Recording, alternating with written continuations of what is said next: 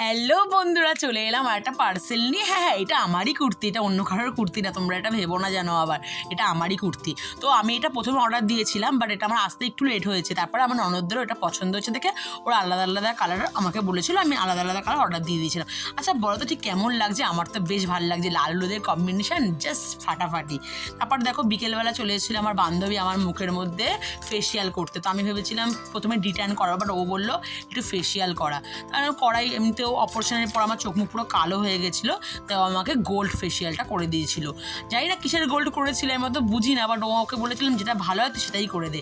আর এত ঘুম পাচ্ছিল, এত সুন্দর হাতের কাজ। তোমরা যদি কেউ করতে চাও অবশ্যই সাথে কন্ট্যাক্ট করে নিও, আমি নাম্বার তোমাদেরকে পরে বলে দেবো ওর। মানে এত সুন্দর ওর হাতের কাজ, মানে দারুণ দারুণ। আমার তো বেশ খুব ভালো লেগেছে। মানে যেমনি তোমার হচ্ছে বডি মাসাজ দিচ্ছে তেমনি সুন্দর। দেখো ফাইনাল লুকটা কি ফর্সা ফর্সা লাগছে না আমাকে, মানে অপারেশনের